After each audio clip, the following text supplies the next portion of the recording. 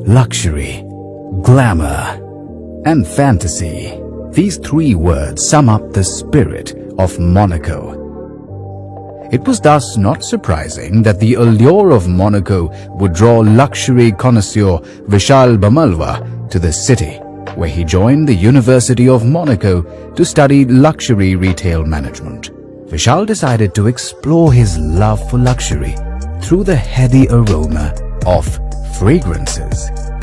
The same way that champagne, if not made in France, can't be labeled champagne but sparkling wine, perfume that isn't made in France felt inauthentic to Vishal.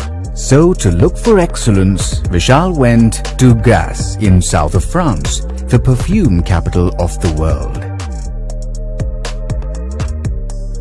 What luxury means to me, luxury is the privilege, represents the privilege of having the access to something unique, to something exclusive, the heritage, or the beauty of things, a good service, and many other things. We started this project with Romessence, with the perfumer, the evaluation and the marketing, and together as a team we selected 200 references. Finally, we choose about 10 references. So we organized an internal panel, and from 200 we finalized at 10.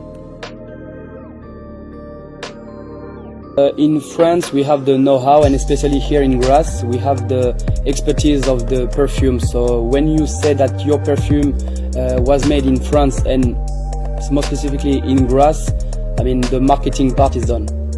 Apart from the unique range of perfumes Vishal created, the brand also offers possibilities of customization. Santieb's can help individuals or couples customize their own unique fragrances.